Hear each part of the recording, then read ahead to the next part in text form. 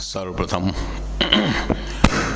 श्री वल्लभ प्रभु के चरणों में वंदन करते हुए उपस्थित परम भाग्यवान समग्र वैष्णवजन, आज काफ़ी बीच में अंतराल के बाद लगभग 1-1.5 महीना के बाद फिर एकादशी का अवसर आया है। 6 शिक्षापत्र अपना हो चुका पिछली एकादशी तक। 7वां शिक्षापत्र आज अपन करेंगे। 7वां शिक्षापत्र बहुत छोटा है, इसलिए आज पूर्ण हो जाएगा लगभग। पिछले 6ठे शिक्षापत्र में जो विषय आया था वो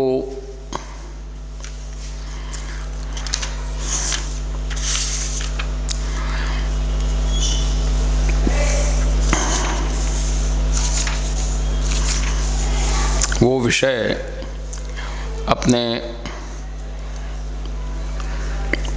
भक्तों के अनिष्ट की निवृत्ति और इष्ट की प्राप्ति प्रभु ही कराते हैं। इस विषय पर विवेचन पिछले शिक्षापत्र में आया था।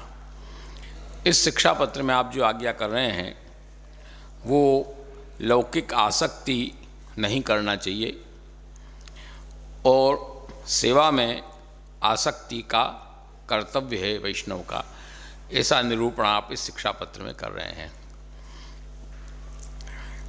सदा श्री गोकुलाधीशः स्मर्तव्य सर्वथा जनैः तदीयैर्मिलितैः सर्वदोष चिंता विवर्जितैः। सीधा सीधा इसका अर्थ करें को श्री गोकुलाधीशः भगवान सदा नित्य प्रति सर्वथा संपूर्ण प्रकार से जनैः भक्तों के द्वारा स्मर्तव्य स्मरण करने के योग्य है। तदीयैर्मिलितैः सर्वदोष चिंता विवर्जितैः, और संपूर्ण प्रकार के दोष और चिंता से जो रहित हैं, ऐसे तदी जो भक्त हैं उनके साथ मिलकर मिलितैः ही श्री गोकुलाधीश स्मर्तव्य निवेदनम तो स्मर्तव्यम सर्वथा तादृशैर्जनैः। उसी श्री महाप्रभु जी के वचन का विस्तार है। इसका विस्तार से जब अपन विचार करते हैं तो यहाँ गोकुलाधीश कहा संबोधन। प्रत्येक आचार्यों की वाणी में एक अक्षर भी व्यर्थ नहीं होता है। इस बात को हमको ध्यान दे के चलना चाहिए। जैसे कोई कविता वगैरह हम बनाते हैं, सामान्य कवि लोग कविता बनाते हैं तो उसमें छंद की पूर्ति करने के लिए, अक्षर की पूर्ति करने के लिए कभी कोई भी शब्द रख देते हैं। उस शब्द का कोई विशेष तात्पर्य नहीं होता, लेकिन छंद पूर्ति करने के लिए, पाद पूर्ण करने के लिए रख दिया जाता है। परंतु यहाँ ऐसा नहीं है, ये कोई काव्य नहीं है, ये तो आचार्यों की वाणी है। यहाँ एक एक अक्षर महत्व का है। तो श्री गोकुलाधीश ये संबोधन आपने यहाँ दिया। गोकुलाधीश का मतलब हुआ कि गोकुल के अधीश। गोकुल का मतलब हुआ गौएं, गौओं का समूह। गौओं का जो समूह है उसके आप अधिपति हैं। ये देने का तात्पर्य ये है कि गैयाएँ जो हैं वो निस्साधन प्राणी हैं। गैया हैं वो निस्साधन प्राणी हैं और भक्त हैं, क्योंकि तभी वेणुगीत के अंदर उत्तभित कर्ण पुटई पिबंत्य ये वर्णन आता है। जब भगवान ने वेणुनाद किया तो गौओं ने अपने कर्णों को ऊंचे करके उसका पान किया। उत्तभित कर्ण पुटई, अपने कर्णों को ऊंचा करके भगवत वेणुनाद का उन्होंने पान किया। तो गौएं हैं वो भक्त हैं और निस्साधन हैं। पुष्टि मार्ग निस्साधन जीवों का मार्ग है। तो इसलिए यहाँ पर संबोधन ये दिया गया कि जो निस्साधन जीव हैं उन निस्साधन जीवों के लिए ये निर्देश है। जो प्रवाही जीव हैं उनके लिए निर्देश नहीं है, या जो मर्यादा के जीव हैं उनके लिए निर्देश नहीं है। ये जो निस्साधन पुष्टि जीव हैं उनके लिए निर्देश आप यहाँ पर कर रहे हैं। तो श्री गोकुलाधीश निस्साधन प्राणियों के अधिपति ऐसे जो प्रभु हैं भगवान श्री कृष्ण, वो तदीयैर्मिलितैः ही भक्तों के साथ मिल कर के अकेले स्मरण करो, उसकी मना नहीं है, लेकिन भक्तों के साथ मिलके जब स्मरण होता है तब हमको अपने दोषों का भी परिज्ञान होता है। जैसे रास पंचाध्यायी का उदाहरण अपन लेते हैं तो भगवान ने गान किया, निशम्य गीतम तदनंग वर्धनम, सब ब्रजस्त्रियाँ वहाँ पर आई। आने के बाद रास हुआ, लघु रास हुआ, बाहु प्रसार परिरंभ कराल कोरु इत्यादि श्लोकों के माध्यम से। उसके बाद भगवान अंतर्ध्यान हो गए। प्रशमाय प्रसादाय तत्रैवांतर्धीयत, प्रभु अंतर्ध्यान हो गए। अंतर्ध्यान होने के बाद क्यों अंतर्ध्यान हुए, क्या कारण है, ये ब्रज भक्तों को मालूम नहीं पड़ा। वो भगवान में ही दोषारोपण करती रही, यूँ अंतर्ध्यान नहीं होना चाहिए, ये नहीं करना चाहिए, वो नहीं करना चाहिए। उनको ये नहीं मालूम पड़ा कि क्यों हुए, ये कारण वो समझ नहीं पाई और दोषारोपण वो करती रही। परंतु एक ब्रजभक्त को लेकर प्रभु पधारे, श्रीमद् भागवत में आता है, तो सबको छोड़ दिया और एक ब्रजभक्त को लेकर आप पधारे, और जब उसको भी आपने छोड़ दिया आगे जाकर, तब उस ब्रजभक्त को ज्ञान हुआ कि क्यों प्रभु ने हमको छोड़ दिया। तब उसको ये ज्ञान हुआ कि मेरे अंदर अहंकार आया। साच मैंने तदात्मानम वरिष्ठम सर्वयोषिताम हित्वा गोपी कामयाना मामसौ भजते प्रिय, ततो गत्वा वनोद्देशम द्रप्ता केशवमब्रवीत न पारे हम चलितुम नयमाम यत्र ते मनः। एक ब्रजभक्त को लेकर जब प्रभु पधारे तो उसने समझा कि मैं सबसे श्रेष्ठ हूँ, मैं सबसे उत्तम हूँ, गुणवान हूँ। ये समझ के वो साथ पधारी, और पधारने के बाद आगे चलकर अहंकार होने से कहा भी मैं तो अब नहीं चल सकती। द्रप्ता केशवमब्रवीत, अहंकार से बोली मैं नहीं चल सकती, आपको यदि ले जाना है तो आप हमको लेके चलो, हम नहीं चल सकते। उसके बाद प्रभु अंतर्धान हुए। तो वहाँ पर जब अंतर्धान हुए तब उसको ज्ञान हुआ कि अहंकार होने से प्रभु अंतर्धान हुए हैं। उसके बाद जब दूसरी सब ब्रजभक्तें जाकर उनसे मिली,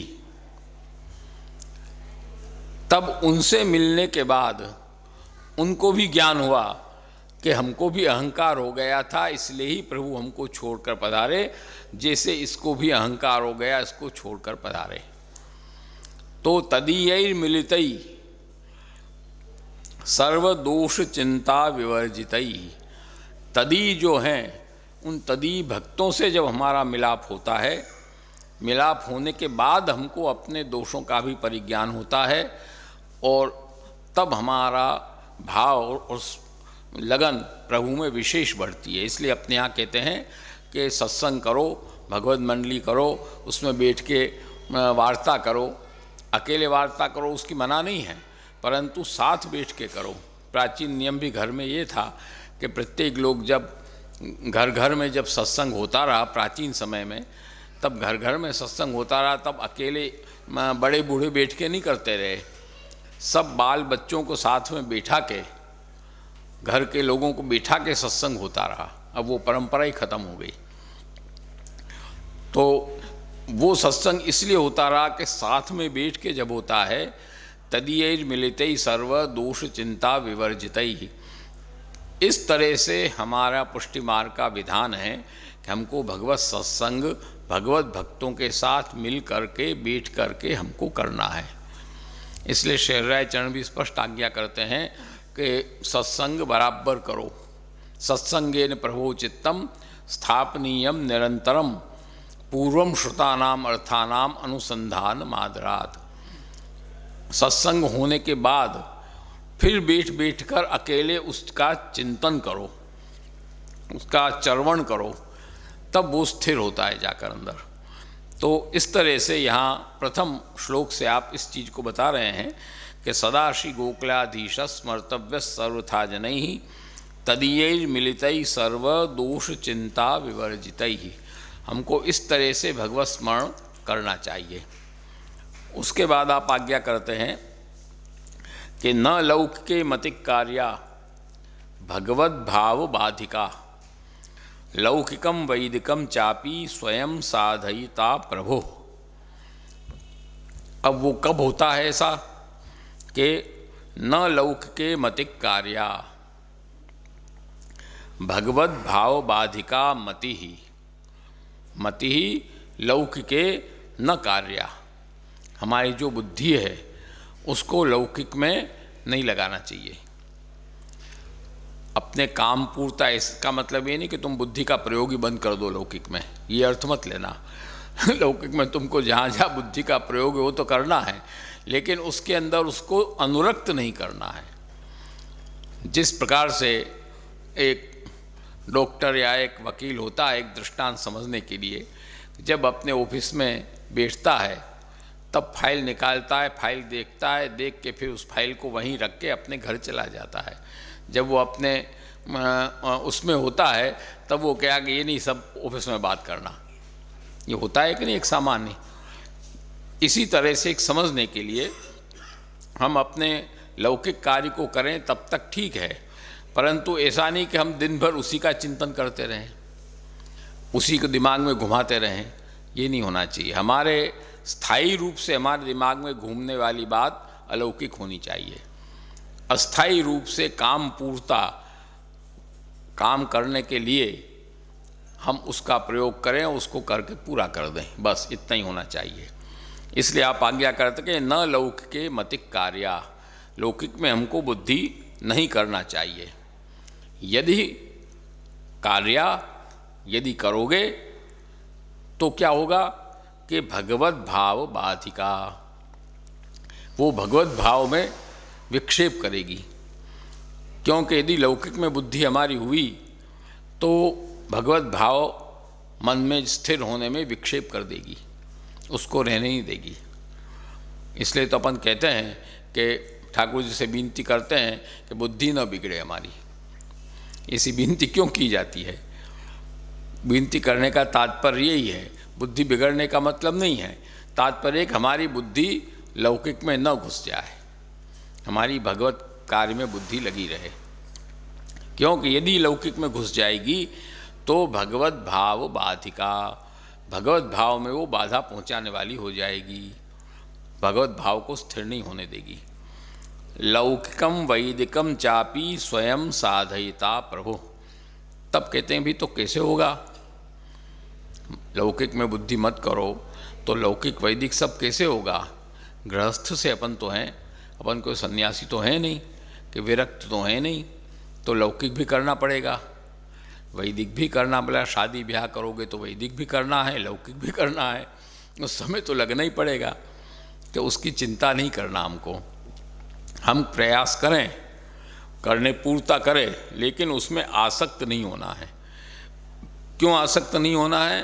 कि इस बात को हमको मन में हृदय में दृढ़ विश्वास रखना है कि लौकिकम वैदिकम चापी, लौकिक और वैदिक भी स्वयं प्रभु भक्तों का सिद्ध करते हैं। प्रभु स्वयं सिद्ध करने वाले हैं, इसलिए उसमें हमको टेंशन नहीं लेना है। कार्य उसका जो है वो अपन कर लें, इतना ही होना चाहिए। उसके अंदर बुद्धि को घुसा नहीं देना है, लगा नहीं देना है। इसलिए न लौकिके मतिक कार्या भगवत भाव बाधिका लौकिकम वैदिकम चापी स्वयं साधयिता प्रभु। क्योंकि आप प्रभु हैं, सर्व समर्थ हैं। प्रभु किसको कहते हैं? कि जो सर्व समर्थ हो, सब कुछ करने में समर्थ हो, उसको कहते हैं प्रभु। प्रकर्षेण विभु भू जायते इति प्रभु। उसके लिए कोई चीज़ असंभव नहीं होती।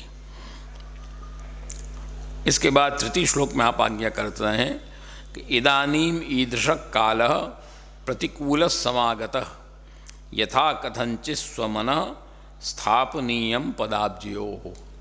ये सब कहने का तात्पर्य क्या है? तात्पर्य ये है कि इदानीम, इस समय, कालः, जो काल है वो प्रतिकूल समागतः, प्रतिकूल समय आ गया है, अनुकूल समय नहीं है। ये समय बड़ा प्रतिकूल है। उस समय हरिराय चरण आज्ञा कर रहे हैं, तो आज तो भयंकर प्रतिकूल हो गया। अब उसको कहना ही क्या। उस समय इदानीम शब्द से वर्तमान का द्योतक है इदानीम शब्द। तो उस समय यदि काल की प्रतिकूलता आप आज्ञा कर रहे हैं तो आज क्या स्थिति है? उससे तो बहुत आगे अपन निकल गए। अब तो भयंकर प्रतिकूल काल हो गया अब तो इसीलिए यथा कथंचित स्वमनः स्थापनीयम पदाब्जयो, किसी भी तरह से, यथा कथंचित, हर हाल में, किसी भी तरह से जो हमारा मन है उसको पदाब्जयो हो, भगवत चरणारविंद में स्थापनीयम, दृढ़ता हमको भगवत चरणारविंद की न छूटे, इस बात की दृढ़ता मन में लेकर के किसी भी रास्ते उपाय से, किसी भी तरह से वो बनी रहे, इस बात को ध्यान दे के हमको चलना है, क्योंकि समय की परिस्थिति ऐसी है।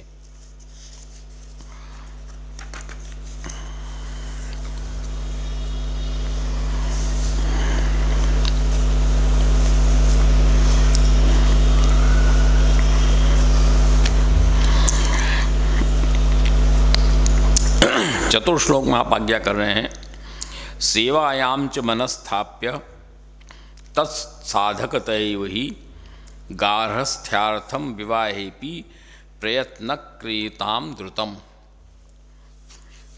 सेवा में हमको अपने मन को स्थापित करना है और तत्साधकतैव ही, उस भगवत सेवा की साधकता बनी रहे, भगवत सेवा की साधकता होती रहे, उसी को मुख्य ध्यान में रखते हुए गारस्थ्यार्थम विवाहेपि प्रयत्न क्रियताम द्रुतम, विवाहादिक में भी जो हमको प्रयत्न करते हैं, हम प्रयास करते हैं, वो भगवत सेवा की सिद्धि व्यवस्थित होती रहे, इसी बात को ध्यान में रखकर करना चाहिए। हमारे लौकिक सुख के लिए, कि लौकिक कामों भोग के लिए विवाहादिक में प्रयास नहीं करना चाहिए, उसी वस्तु को ध्यान में रख हमको प्रयास करना चाहिए। यहाँ पर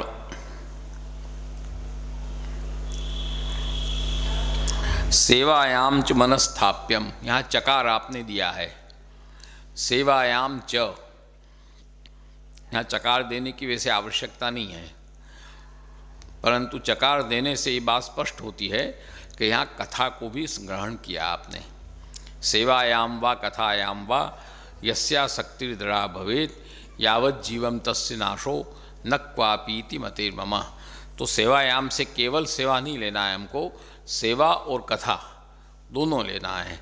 सेवायाम च कथायाम च मनस्थाप्यम, भगवत सेवा में और भगवत कथा में हमको मन को स्थिर करना है, और वो स्थिर इस तरह से करना है कि उसके साधक हो किसी तरह से, इस रूप से ही करना है, नहीं तो हमको कोई चीज़ की आवश्यकता नहीं है। वृत्रासुर असुर था, उसने क्या कहा,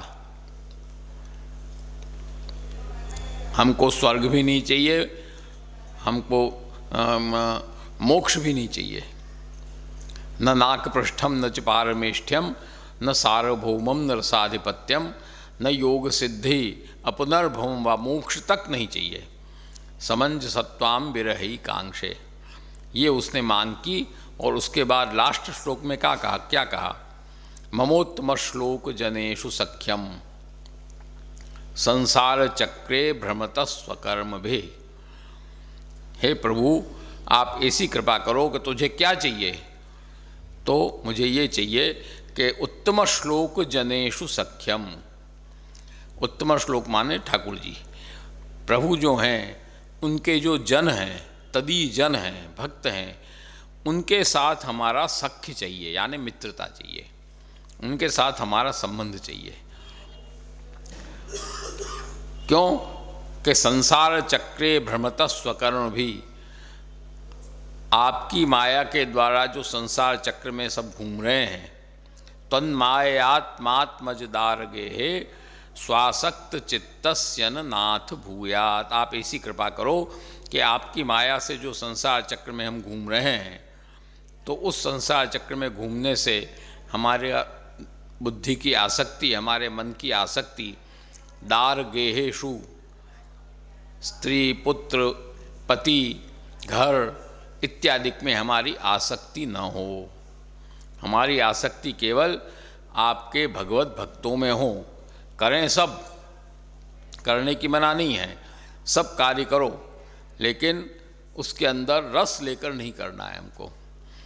कई चीज़ अपन लोग दवा लेते हैं, तो कई दवा होती है तो उसको स्वाद लेके लेते हो। दवा तो गटकना है, वही डॉक्टर ने कहा है दवा लेना है, स्वाद तो अपन लेते नहीं उसमें, केवल उसको डाल देते हैं पेट में। इसी तरह लौकिक कार्य हमको जो भी करना है वो करने मात्र के लिए करना है, उसके अंदर आसक्त होकर के स्वाद लेकर नहीं करना है। करना वही है जो भगवत भक्तों के साथ हम आनंद लें।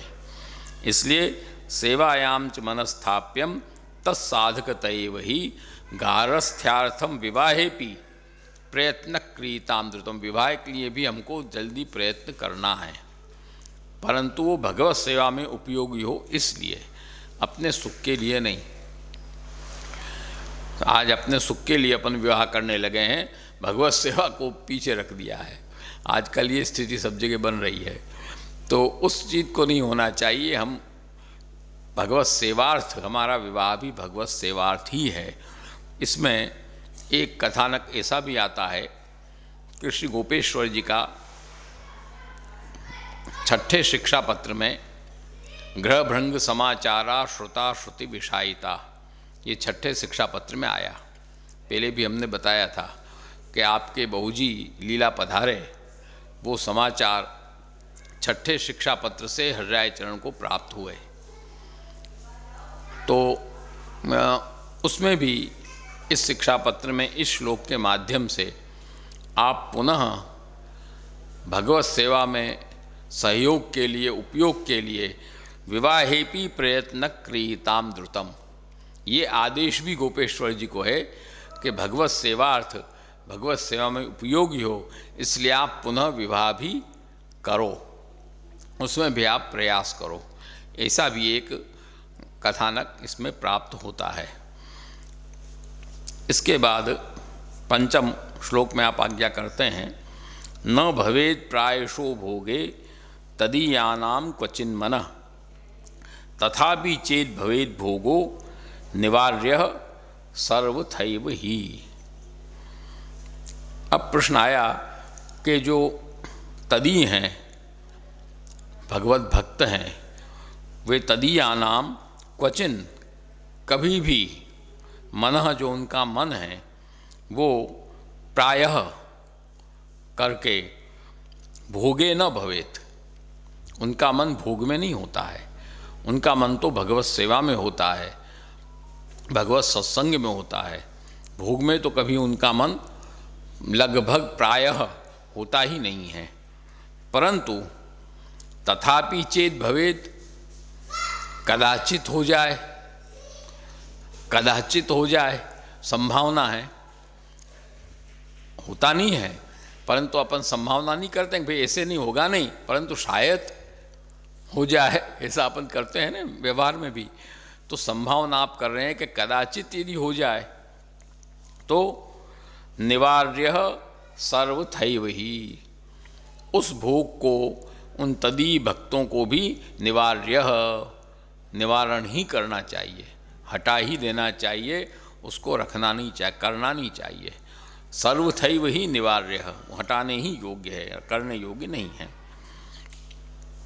इसके बाद जिस प्रकार से पुत्र उत्पन्न करने में, पुत्र में शायद भोग में उनकी क्वचित इच्छा चली जाए, वो भी नहीं जाना चाहिए, वो भी निवारण करना चाहिए। और केवल पुत्र कृष्ण प्रिय रति, इसी भाव से पुत्रोत्पत्ति भी होनी चाहिए कि पुत्र भी जो उत्पन्न हो वो भगवत कार्य में, भगवत सेवा में लगे। जैसा श्री गोसाई महाप्रभु जी आज्ञा करते हैं कि पुत्र कृष्ण प्रिय रति पायोर्मलांश त्यागेन शेष भागम तनोनयेत यस्वा भगवत कार्यम यदा स्पष्टम न दृश्यते तदा विनिग्रहस्तस्य कर्तव्य निश्चय। कहीं भगवत कार्य स्पष्ट विनियोग दिखाई देता है, कहीं स्पष्ट नहीं दिखाई देता है, तो घूम के देता है, पर होना चाहिए भगवत विनियोग ही। उसके बाद छठे में आप आज्ञा करते हैं कि भावोत्र साधनम मार्गे प्रमेयम भगवान ही सह प्रमाणम कृष्ण देह सेवादौ स एवच फलम पुनः। ये पीछे के जो 2 श्लोक हैं ये बहुत सिद्धांत के श्लोक हैं, ये कठिन भी हैं समझने में, उसको समझने ज़्यादा ध्यान से समझना पड़ेगा।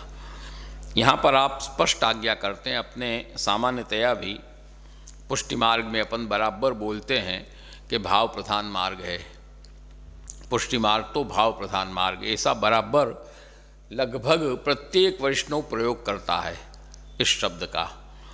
परंतु ये भाव प्रधान क्यों है, क्यों इसको भाव प्रधान कहा जाता है, इसका ज़्यादातर लगभग किसी को भान नहीं होता है। वो भाव प्रधान का इतना ही मानता है कि अपने जो भाव हमारा हुआ उस भाव से हम ठाकुर जी की सेवा करें, जो भाव हमारा है उस भाव से हम करें, यही भाव प्रधान है। ऐसा सामान्य यही मान कर के सब लोग चलते हैं। भाव को केवल एक आज की भाषा में कहें तो इमोशन मान के आदमी चलता है, अंग्रेजी में शब्द कहें उसका तो मान के वो चलता है, इसी रूप में भाव प्रधान मानता है। कोई भी बात होती है कि भाई ऐसे नहीं करना, ऐसे करना चाहिए, तो कभी पुष्टि मार्ग में तो भाव प्रधान है, हमारे भाव जैसा हमारा भाव। ये वस्तुतः ये सोच गलत है, ये सोच सही नहीं है, क्योंकि श्री माँ वल्लभाचार्य चरण का यह सिद्धांत नहीं है। हम उसको भले ही बोलें और भले ही करें, कई लोग अपना उल्लू सीधा करने के लिए भी इसका प्रयोग करते हैं, परंतु ये वस्तुतः उचित नहीं है, जिसका हृदयाचरण यहाँ सब प्रमाण विवेचन कर रहे हैं आप कि भावोत्र साधनम मार्गे प्रमेयम भगवान ही सह प्रमाणम कृष्ण सेवादौ स एवच फलम पुनः। कोई भी चीज़ की हमको जब सिद्धि करनी होती है, कोई भी चीज़ की, तो प्रमाण, प्रमेय, साधन और फल, ये 4 उसके मुख्य अंग होते हैं। कोई चीज़ को तुमको प्राप्त करना, जानना है, तो वो हो गई प्रमेय। तुम्हारा प्रमेय क्या है, तुम्हारा ज्ञेय क्या है। अब उस ज्ञेय को प्राप्त करने के लिए साधन करना है, और उस साधन जो है वो भी प्रामाणिक होना चाहिए।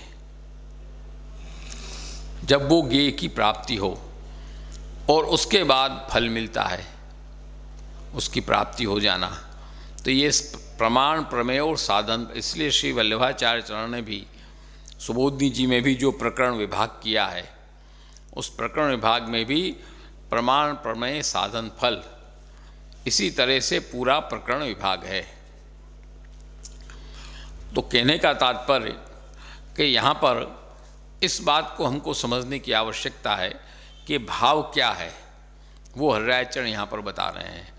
अत्र भावः साधनम, यहाँ भाव ही साधन है। प्रमेयो भगवान, प्रमेय कौन है पुष्टि मार्ग में? भगवान है। प्रमेय भी भाव है, वो भी भगवान है। प्रमाणम कृष्ण सेवादौ, प्रमाण क्या है? प्रभु की सेवा, और वही स एवच फलम पुनः, वही फल भी है। अर्थात प्रमाण प्रमेय साधन फल, पुष्टि मार्ग में भाव ही प्रमाण है, भाव ही साधन है, भाव ही प्रमेय है, भाव ही प्रमाण है, भाव ही प्रमेय है, भाव ही साधन है और भाव ही फल है। ये पुष्टि मार्ग की विशेषता है। और वो किस तरह से है वो आप यहाँ पर बता रहे हैं कि अवस्था भेद से। पहुँचो, अवस्था भेद से, प्रमाण अवस्था, प्रमेय अवस्था, साधन अवस्था और फल अवस्था। इसलिए अपने यहाँ निरोध भी प्रमाण निरोध, प्रमेय निरोध, साधन निरोध और फल निरोध, इस तरह से निरोध का विवेचन है। वो अवस्था भेद से, अब यहाँ देखना समझने की बात है। अब यहाँ साधन निरोध, सबसे पहले आपने साधन निरोध लिया यहाँ पर। साधन भाव साधन, भावोत्र साधनम मार्गे, साधन है वो भी भाव है, भावो भावनया सिद्ध साधनम नान्य दृश्यते। यहाँ पुष्टि मार्ग में जो साधन है वो भाव है, अर्थात भगवत सेवा। पुष्टि मार्ग में साधन क्या है? भगवत कथा और भगवत सेवा। भगवत कथा करोगे, भगवत सेवा करोगे, यही तो साधन है अपने पाप। ने कोई कर्मकांड तो है नहीं, कि कोई योग साधन तो है नहीं, वो साथ तो अपने यहाँ है। अपने तो भगवत सेवा है और भगवत कथा है, यही अपने यहाँ साधन है। परंतु वही भगवत सेवा और भगवत कथा जो हम भाव युक्त होकर करेंगे तब तो वो सही है, पुष्टि मार्गी है। जो भाव रहित होकर करेंगे तो वो मर्यादा मार्गी है।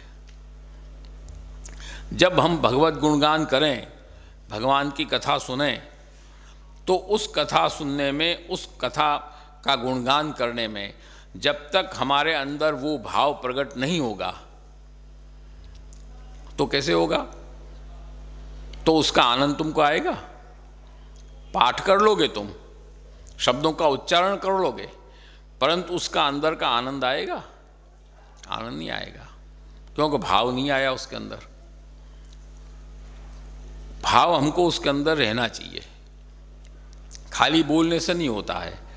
कोई चीज़ हम खाली बोल दें, खाली उसको सुन लें, ऐसे नहीं। पाठ भी करो तो उसके अंदर भाव को स्थिर करके करो। आज हम यमुनाष्टक का पाठ कर रहे हैं तो श्री यमुना जी के स्वरूप का भाव उसमें मन में निर्धारित करके तब पाठ करो, नहीं तो नहीं। उसमें आया ना, तवाष्टक मिदम मुदा पठति सूर सूते सदा समस्त दुरितक्षयो भवति वही मुकुंदेर। मुदा शब्द का प्रयोग श्री महाप्रभु जी ने किया है, समापन में भी किया है, प्रारंभ में भी किया है। नमामि यमुनामहं सकल सिद्धि हेतुम मुदा। तो केवल पाठ मात्र नहीं है, उसके अंदर भाव की जब तक जागृति हमारी नहीं होगी तब तक उसके अंदर वो आनंद हमको नहीं आ सकता। भाव हमारे अंदर जागृत होना चाहिए। जैसे एक सामान्य दृष्टांत हम बतावें, आज एक अपना बालक है, अपने बालक को जिससे अपना लगाव जुड़ा हुआ है, वो बालक को तुम लोगे, उठाओगे, प्यार करोगे, गोद में बिठाओगे, उसमें और एक किसी कोई बालक है बेचारा अकेला हो गया कि ये हो गया, उसको अपन ने पकड़ लिया कि रख लिया, थोड़ी देर कर लिया, कितना फर्क है? दोनों में फर्क है कि नहीं? इसके साथ हमारा भाव अलग है, उसके साथ हमारा भाव अलग है, दोनों में फर्क है। बालक, वो भी बालक है, ये भी बालक है, उसको भी तुमने प्यार किया, इसको भी प्यार किया, इसको भी गोद में बैठाया, उसको भी गोद में बैठाया, परंतु तुम्हारा जो अंदर का भाव है भाव का दोनों में डिफरेंस आ गया, फर्क आ गया, एक दृष्टांत समझने के लिए। तो जब भी हम भगवत सेवा करें, जो भी कुछ करें, उस भगवत सेवा में हमको इसलिए आप आज्ञा करते हैं कि सेवा जब भी ठाकुर जी की हम करें तो उस सेवा को सावधानी से स्नेह पूर्वक होकर करना। सावधानी का मतलब क्या है? सेवा सावधानी सु करियो। श्री महाप्रभु जी जब भी पधराते थे ठाकुर जी तो आज्ञा क्या करते थे कि सेवा सावधानी सु करियो। सावधानी का मतलब है कि भाव रहित नहीं करना है, सावधानी रखना है कि भावपूर्ण सेवा आपको करना है, भाव रहित क्रिया मात्र नहीं करना है। तो सावधानी से हमको सेवा करना है, भावपूर्ण सेवा करना है, तब वो साधन है, वो हमारा साधन होगा। तो भावोत्र साधनम मार्गे प्रमेयम, भगवान प्रभु को हम विराजावेंगे, भगवत सेवा करेंगे, उनको भी जब तक तुम भावपूर्ण नहीं करोगे तब तक कैसे होगा? ऐसे ही तुम सेवा कर ली, क्रिया मात्र सेवा कर लिया तो क्या आनंद आया? भावपूर्ण जब तक हम सेवा न करें, श्रृंगार ध्यान में बैठो, प्रभु के श्रृंग का स्पर्श करो, प्रभु को भोग धरो, प्रभु को स्नान कराओ, उसमें जब तक हमारे अंदर भाव उत्पन्न नहीं होगा, भाव को हम नहीं जोड़ेंगे, केवल क्रिया मात्र यदि हम कर जाएंगे तो क्या होगा? आज पुष्ट स्वरूप अपने घर में विराजते हैं, उनकी तुम सेवा करते हो, और ऐसे ही एक दुकान में या कबाट में सजा हुआ जो मूर्ति होती है उसको तुम हाथ से उठाते हो, रखते हो, कितना फर्क है? देखो फर्क है कि नहीं? तो कहने का तात्पर्य कि वो भाव साथ में, इसलिए अपने यहाँ प्राण प्रतिष्ठा नहीं होती है, अपने यहाँ भाव प्रतिष्ठा होती है। अपने यहाँ जो पुष्टि स्वरूप होते हैं उनमें भाव प्रतिष्ठा होती है। वो पूर्ण पुरुषोत्तम के भाव की प्रतिष्ठा श्री महाप्रभु जी गोसाई जी की आड़ी से होती है। तो जब तक हमारा भाव नहीं जुड़ेगा उसमें, तब कैसे होगा? तो प्रमेयम भगवान ही सह, भाव भी प्रमेय भी भाव है, वो भगवान स्वयं है। और प्रमाणम कृष्ण सेवादौ, कृष्ण सेवा जो है उस भगवत सेवा में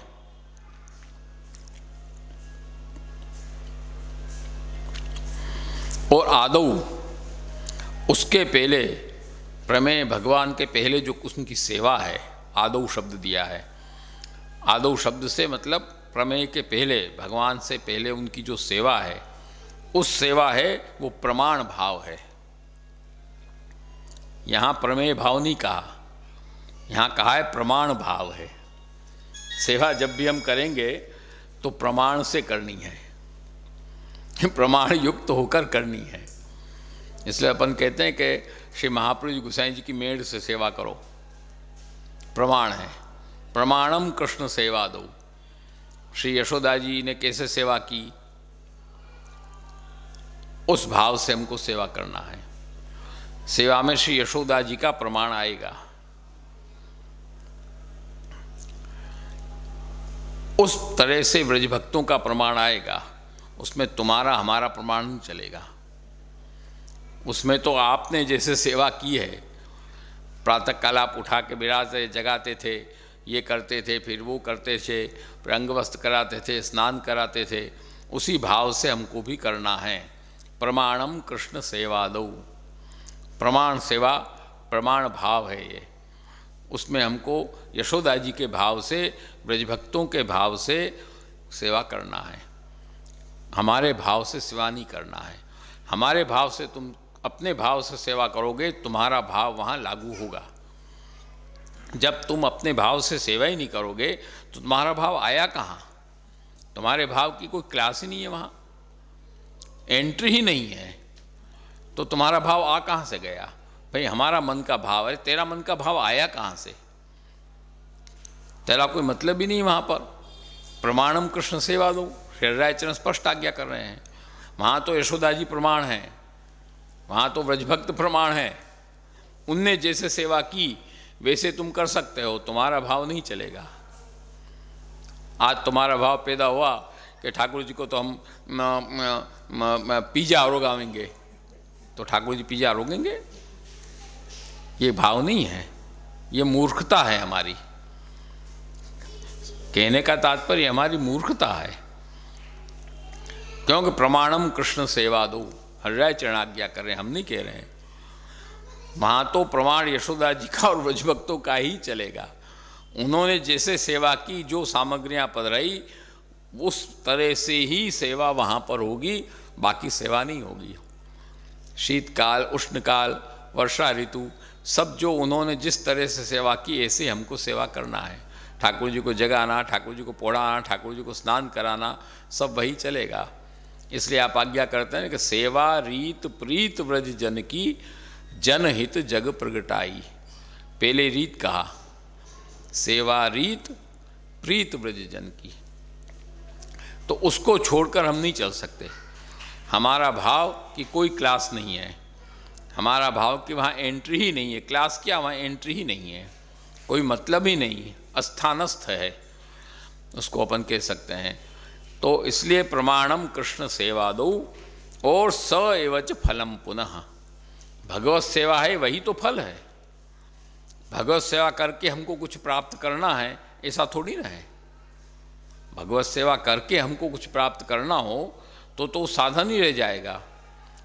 इसलिए अपने यहाँ प्रमाण, प्रमेय, साधन, फल चारों का ऐक्य है, चारों एक हैं। क्योंकि भाव सामान्य होने से, भावत्व सामान्य है उसके अंदर, इसलिए चारों का ऐक्य है। भाव प्रमाण, भाव प्रमेय, भाव साधन, भाव फल। इसीलिए स एवज फलम पुनः, वही फल है। भगवत सेवा करके हमको कुछ प्राप्त करना है, मतलब भगवत सेवा तो तुम्हारा नीचे हो गई, भगवत सेवा तुम्हारी नीचे हो गई।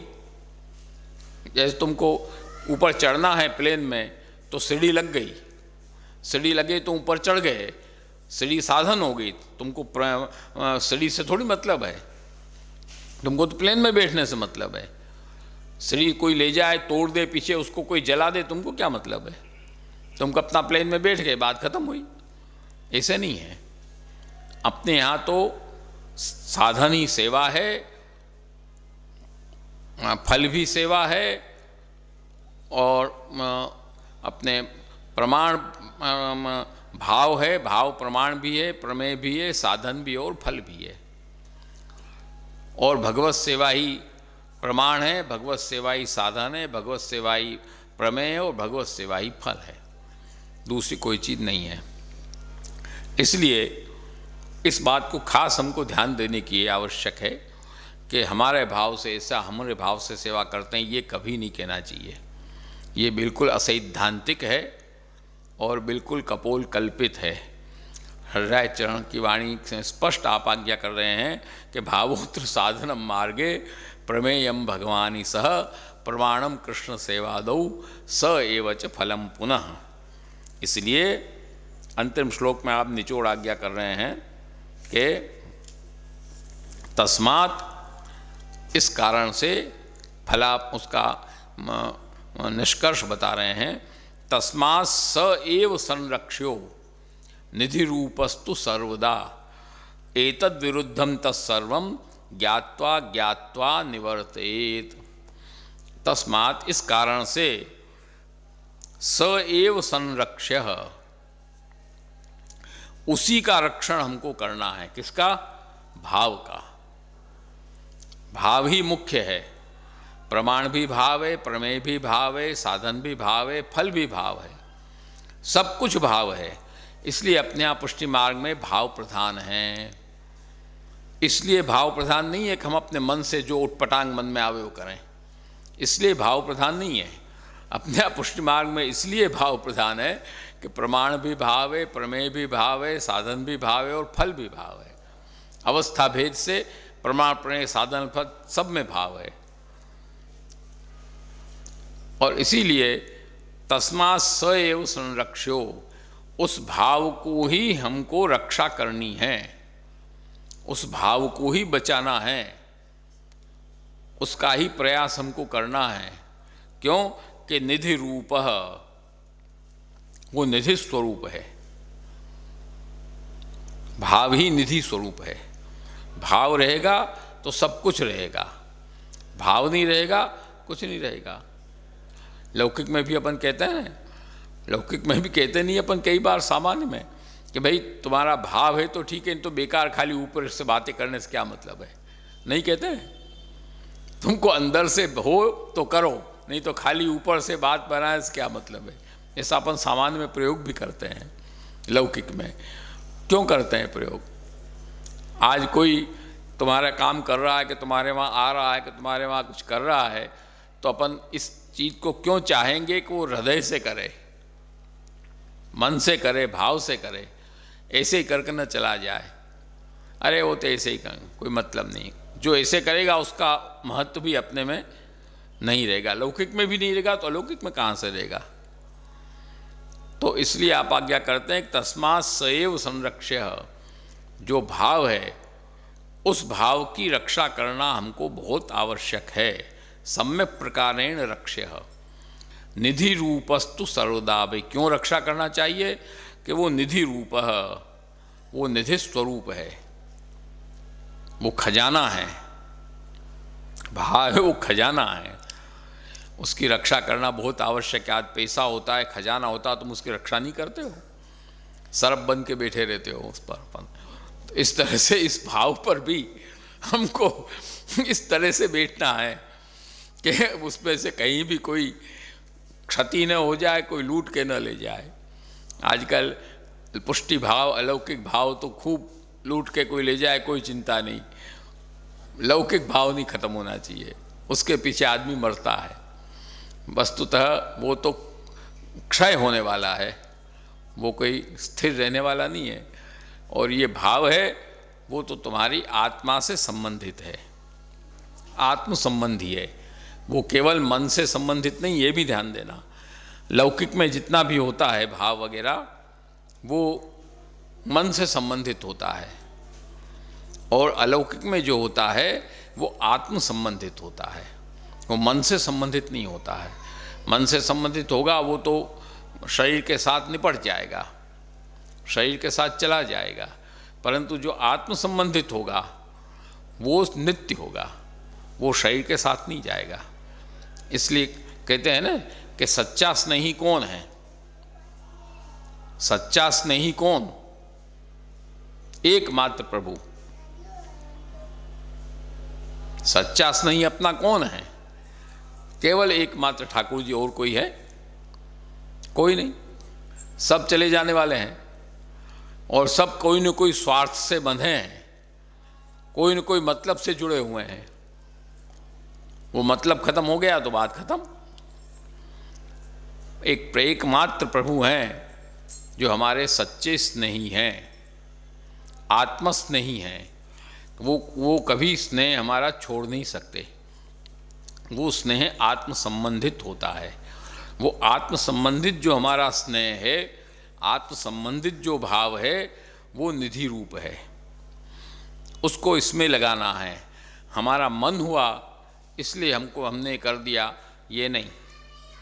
मन है वो आत्म संबंधित भाव नहीं है। मन से संबंधित जो है वो मन संबंधी भाव हो सकता है, इमोशन हो सकता है, उसकी मना नहीं है, परंतु आत्म संबंधित भाव नहीं है। आज आत्म संबंधित भाव जो होगा वो नुकसान करने वाला नहीं होगा। इस बात को ध्यान दो, समझने के लिए बता रहे हैं। वो नुकसान करने वाला नहीं होगा। मन संबंधी जो भाव है वो नुकसान भी कर सकता है, ये निश्चित बात है। आज समझने के लिए, जैसे आज तुमको डायबिटीज़ है तो डायबिटीज़ वाले को मीठा ज़्यादा अच्छा लगता है, तो मन तो करेगा मीठा खाने का, मन नहीं करेगा, परंतु अपन उसको रोकेंगे। क्यों? कि वो नुकसान वाला है। कोई बच्चा है, उसको कोई चीज़ भा रही है, वो जिद कर रहा खाने की, अब वो उसके नुकसान किए तो हम माता पिता रोकेंगे कि नहीं रोकेंगे? रोकेंगे। कि उनका स्नेह सच्चा स्नेह है बच्चे के साथ, वो उसके नुकसान को नहीं देख सकते, इसलिए उसको रोकेंगे।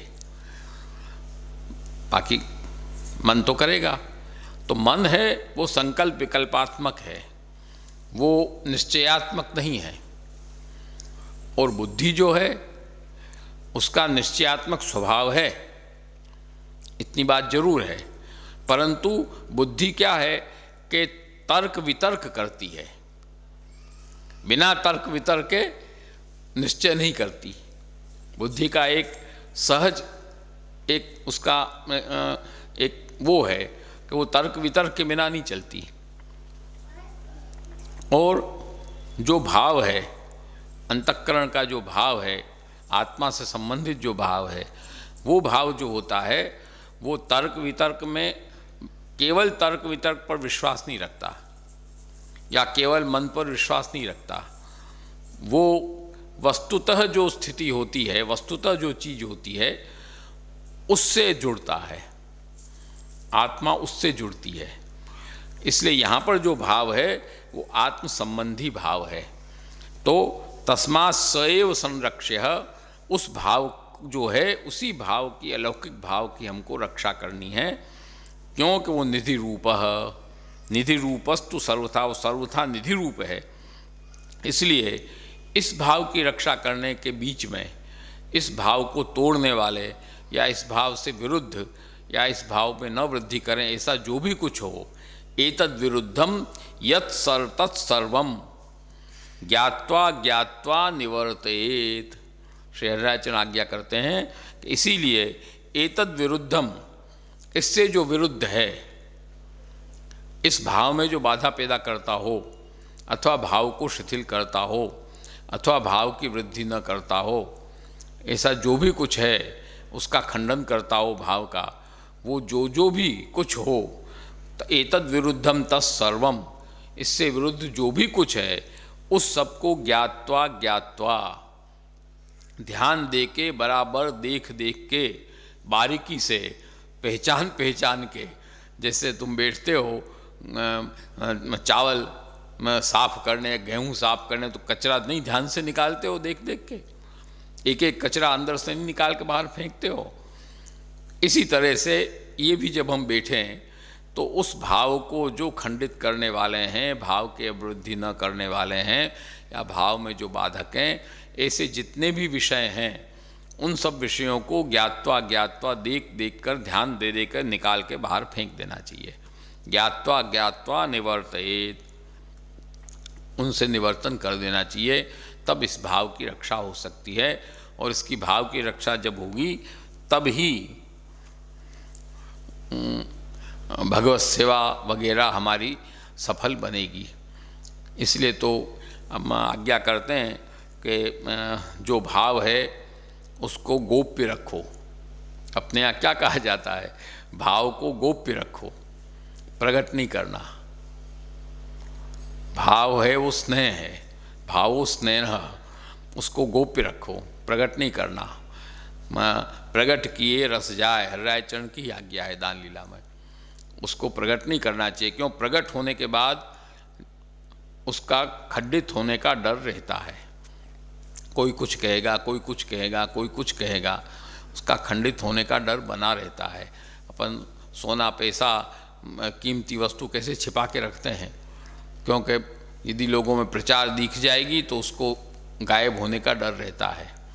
इसी तरह से इसको भी हमको गोप्य रखना है, गुप्त रखना है, छुपा के रखना है कि इसकी हानि न हो, क्योंकि यही मुख्य है भगवत सेवा में। इसलिए इस सप्तम शिक्षा पत्र में भाव की प्रधानता और अपने लौकिकासक्ति की निवृत्ति और जो कर्तव्य है हमारा भगवत सेवा और भगवत कथा, इसका निर्देशन श्री हरिरायचरण इसका कर रहे हैं।